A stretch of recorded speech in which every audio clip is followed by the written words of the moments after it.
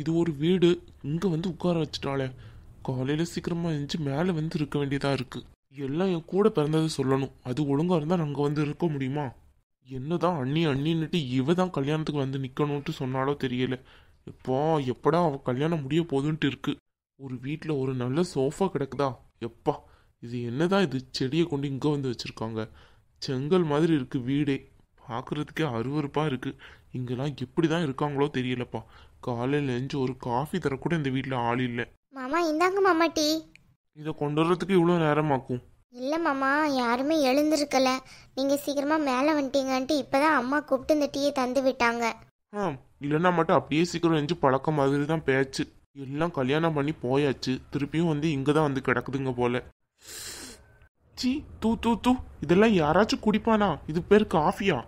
இந்தா உன் காஃபியை நீயே எடுத்துட்டு போ. இந்த ஆளுக்கு இந்த பக்கோடா ஒண்ணுதான். ஏய் ஷண்மு, என்னாச்சு?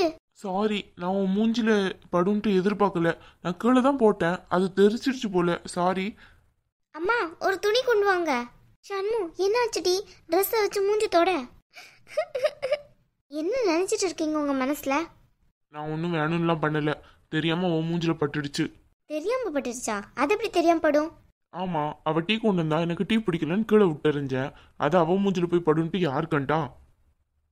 ஏங்க, உங்களுக்கெல்லாம் சாப்பாட்டோட அருமை தெரியுமா தெரியாதா?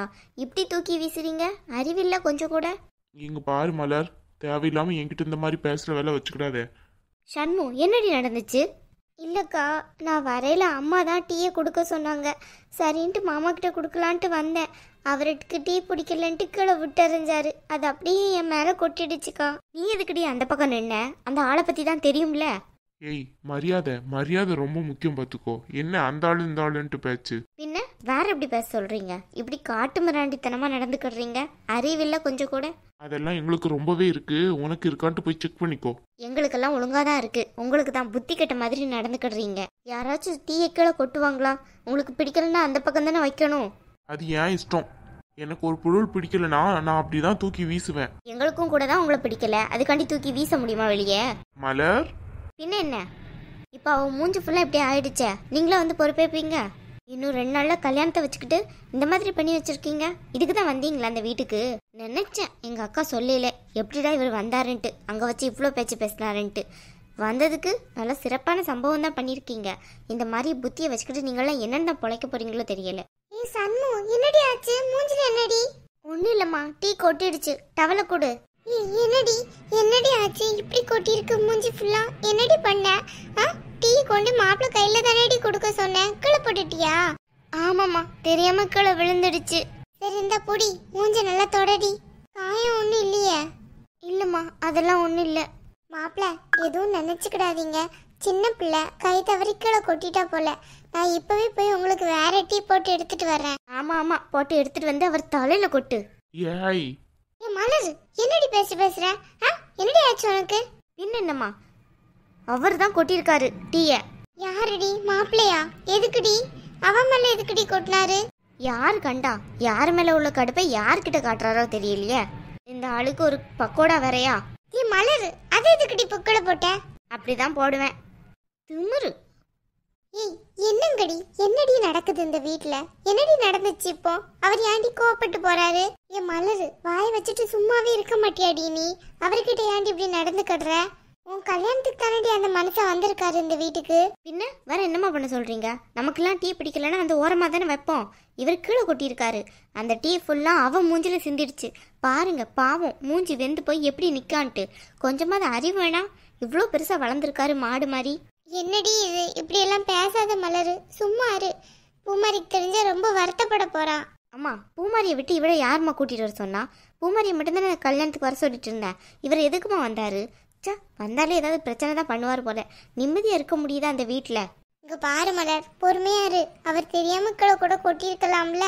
இந்த மாதிரிலாம் அவர்கிட்ட பேசாதடி, அவர் அப்புறம் வீட்டை விட்டு போயிட போறாரு. போனா போகட்டுமே, இவர் போனாப்புல அப்படியே கல்யாணம் நின்ற போறாக்கும். ஆளும் மூஞ்சும் வந்ததுல இருந்து பாக்குறதுக்கே உருன்னு மூஞ்சியை வச்சுக்கிட்டு எரிச்சலா வருது பாக்குறதுக்கே.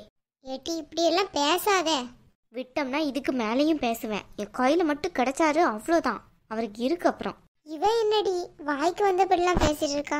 அவர் இந்த வீட்டு மாப்பிள்ளடி, கொஞ்சமாச்சு புரிஞ்சு பேசு. இந்த மாதிரி எல்லாம் வாய்க்கு வந்தபடிலாம் பேசிட்டு இருக்காது அந்த மனுஷனை. அம்மா, ஓ மூஞ்சில யாராவது டீ கொட்டா நீ சும்மா இருப்பியா? பாவம் எப்படி நிக்கான்னு கொஞ்சம் பாரேன். தெரியாம தானடி நடந்துச்சு, அவர் வேணும்னா கொட்டினாரு. அம்மா, அவருக்கு இந்த வீட்டில் ஏதாவது பிரச்சனை இழுக்கணும், அதுக்கு தான் இந்த மாதிரிலாம் பண்ணிட்டு இருக்காரு. நீ அவர் சொல்றதெல்லாம் நம்பிட்டு இருக்க. அவர் என்ன சும்மா கொட்டின மாதிரியா இருக்கு? பாத்தில பேச்ச அப்போ கூட ஒரு சாரி கூட அவகிட்ட கேட்கலம்மா. சாரி கேளுங்கன்னு சொன்னதுக்கு திமிரா வேற கேட்குறாரு. அவர் கேட்டதெல்லாம் ஒரு மன்னிப்பு லிஸ்ட்ல சேர்க்க முடியுமா? சரி சரி சரி விடுங்க. பூமாரிக்கு ஒன்றும் தெரிய வேணாம் சரியா? தூர விடு, பேச்ச விடு. இருக்கிற வேலையில இந்த வேலை வேறையா? ஏட்டி நீ மூஞ்ச தொடச்சிட்டு கிளப்போ. அக்கா, என்னக்கா இவர் இப்படி நடந்துக்கிடுறாரு? இவ்வளோ ரூடா நடந்துக்கிடுறவர்கிட்ட எப்படிக்கா பூமாரி அக்கா இருக்கா? அதாண்டி எனக்கும் ஒன்றும் புரிய மாட்டேங்குது. சே, நமக்கே எவ்வளோ கோவம் வருதுன்னு பாத்தில. ஒரு நாள்ல இப்படி கோவப்படுத்துறாரு. எப்படிதான் அவ அங்க இருக்காளோ தெரியல. பாவம்டி, அவ வாழ்க்கை மட்டும் இப்படி ஆயிடுச்சு. பாவமா இருக்கு. எனக்கு மூஞ்சில கொட்டினது கூட வருத்தம் இல்லை. இவரோடலாம் எப்படி தான் பூமாரி அக்கா இருக்கான்ட்டு நினச்சி தான் வருத்தமாக இருக்கு. என்ன பண்ண சொல்ற? பூமாரி வாழ்க்கை இப்படி ஆயிடுச்சு. அதான் நல்லா குடுகுடுன்னு கொடுத்து விட்டேன்ல. இனி உன் வலிக்கே வரமாட்டார் அந்த ஆளு. அக்கா, நீ பேசின பேச்சுக்கு பூமாரி அக்காவை ஏதாவது பண்ணிட்டா என்னக்கா செய்யறது? அதெல்லாம் பூமாரியை ஒன்றும் பண்ண முடியாது இந்த ஆளால. நீ வேற. சே, இன்னைக்கு நான் யார் மூஞ்சில முடிச்சோனோ தெரியல. வந்து டீயை கொடுக்க வந்த இடத்துல இப்படியா நடக்கணும்? மூஞ்சி ஃபுல்லாக வெந்து போன மாதிரி இருக்கு. இன்னும் 2 நாளில் கல்யாணத்தை வச்சுக்கிட்டு என் ஃபேஸை எப்படி நான் சரி பண்ண போகிறேனோ தெரியலை. ஏன் தான் இப்படியெல்லாம் நடந்துச்சோ இன்னைக்கு. நான் டீ குடிக்க வராமலே இருந்திருக்கலாம். இப்போ சமுக்களை இருந்திருந்தா கூட இந்த மாதிரி நடந்திருக்காது போல. இந்த ஆளை பார்த்தாலே எரிச்சலா இருக்கு. பூமாரி எப்படி தான் இவரோட இருக்காளோ தெரியல. அவர் ஆளும் நடையும் மூஞ்சும் அவரோட திமிரும் சே, இவரோட கம்பேர் பண்ணால் இந்த உலகத்தில் இருக்க எல்லாருமே நல்லவங்க தான் போல. ஆளை மூஞ்சையும் பெரு. சே, எதுக்கு தான் அங்கே வந்தாரோ தெரியல. நம்ம உயிரை வாங்குறதுக்கு பேசாமல் அவங்க வீட்டிலே இருக்க வேண்டினே. வந்ததும் காணாமல் வீட்டில் எவ்வளோ பிரச்சனை ஏற்படுத்திட்டு இருக்காரு. என் கல்யாணத்தில் மட்டும் இவரால் ஏதாவது பிரச்சனை வரட்டும். சபையில் வச்சு 4 கேள்வி கேட்டு தான் விடுவேன் இவரை.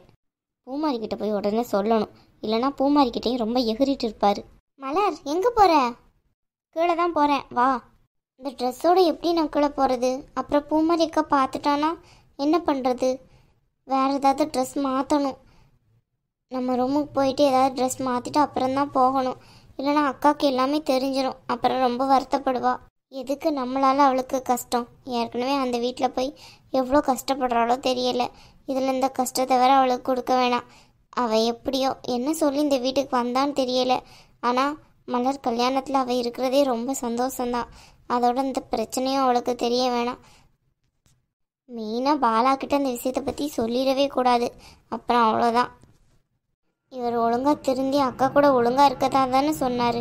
ஆனால் இப்போ பேசுகிறதும் நடந்துக்கிற விதத்தையும் பார்த்தோம்னா எனக்கு ஒன்றும் அப்படி தோணவே இல்லை கொஞ்சம் கூட. அக்கா ஒருவேளை நம்மக்கிட்ட பொய் சொல்கிறாளோ அப்படி தான் தோணுது.